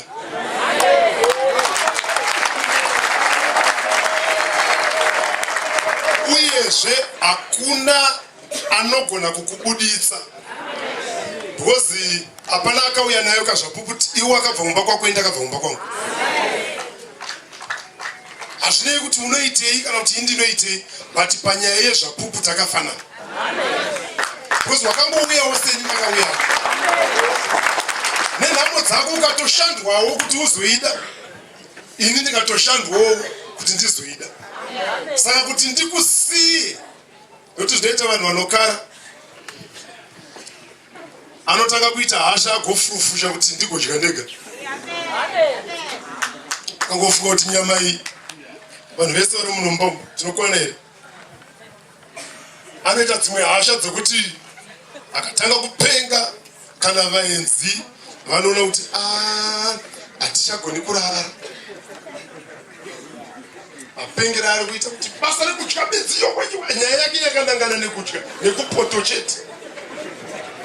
Woza kuti ndokwavambira shi. Asa ndiri kudya chete hapana nodii. Wasogara wazoona yowe hapana nodibatsira ndini ndega ndinokuita zvokudya zvandowanzwa nondingodidida. Nasari chwe. Uzofungidzira kuti ugogarira munyauda uri mwene. Utonoti ndingi isu tanga tisingagari kaisu. Tanga tichidarika. Unozvifunga izvi kuti rika ndidi ndidarike wozonzwa kuti popotori yakakwareka zombo iri murume akazongozadzirwa nyama yake runyara rurukaiti. Haleluya. Baba danji naamai akasike kutanga kenyu kuita izvi zvinhu zvamakaita kuti tizoita bhoho iyo ndimi makinga matanga kuti ngapaitwe mugoti ndokuzogara pasi nevarume vanga varipo kuti mari yatawana iyi baba ovasiya bhoho rinomboita mari ngatitengesei idea iyi kune vamwe atatengesawo idea kunana baba ruzungundi vanga varipo nana baba vachobwe panenge pasara mari shoma kuti padriliwe chibhoho asi ndo vanga vainitiate ndokuzobetserwa nedzimwe hama dzezvapupu vane nhoroondo yakakura yekupota vachipindira pazvinhu zvakawanda zvizhinji zvavanoita vachizotya kutsingwa vasingadi kubuda izvo zvizvi hanzi nababa mufundisi baba chiobweya hanzi vanga vati mumwe mutendi ndine imwe pastori yakagadzirwa neumwe mutendi saka vanhu vanozodaka kuti ndachitaura navo tikati ko vanhu vanoda kuzoziva kakana iri timu yebhora vanhu vanoda kuzoziva kuti ko imwe player yedu iyi ndiani uye iri papi because inotamba zvakanaka kana ichitamba mutambiro uyu saka vazenge vakuita semunhu apakona kusvika vazoti ndangoona zvakakodzera kuti ndiite mwari akuropafadzei akuitirei zvakanaka tinokutenda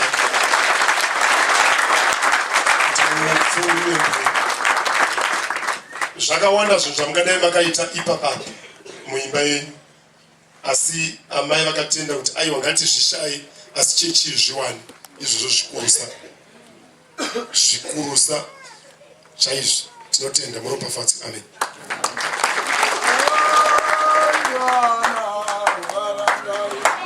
Haleluya.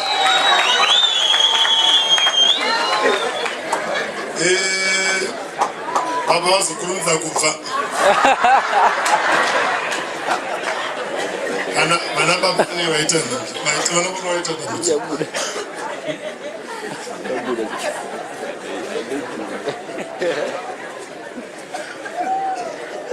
ndofuna ndozvinodzidziswa nako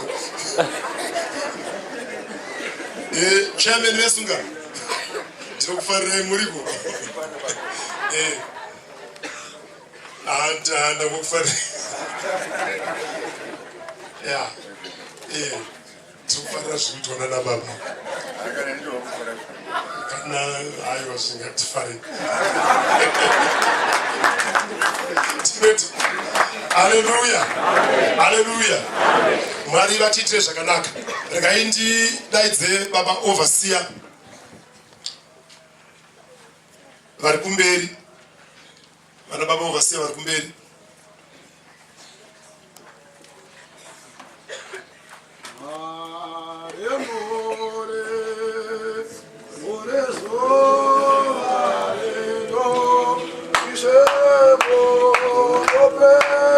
haleluya. Right, kana muimbi aimba paanenge apedza baba vamatava vachatitungamirira nemunamato wekuropafadzwa kwemidziyo iri pano. Vana baba rukundu vobva vauya vachiitora vachiitisa zvavanoziva. Inenge yatopiwa kukereke kuti kereke yaMwari igoishandisa nokuichengetedza zvakanaka. Chandinoziva kana midziyo yatengwawo chasara imaintenance inoda kuchengetwawo zvinogara. Inoda kuti midziyo igare, kugara kwacho igogarawo iri muquality yakadi yakanaka. Saka ndinoimba kuti vana baba vanoshandisa midziyo iyi.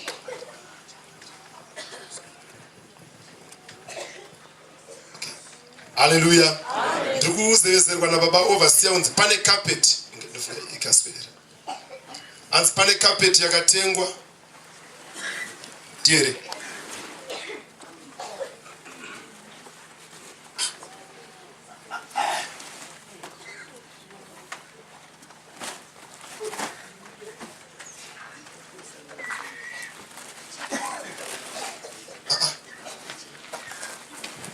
ko sei vanhu vasiri kufara pane zvinhu zvakadaure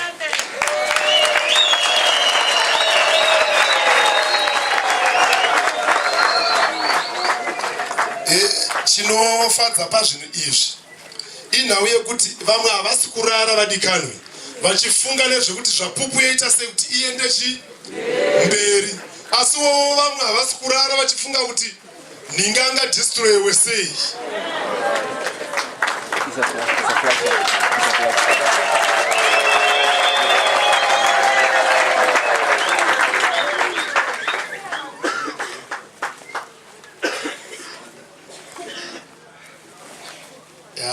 Saka zvanzi ruwadzano zveshuwa nderupi ruwadzano kuda kuti ngavasumuke kana muri mega zvenyu munongouya kana ruwadzano runana baba anouyawo asi ndi kazhinji blue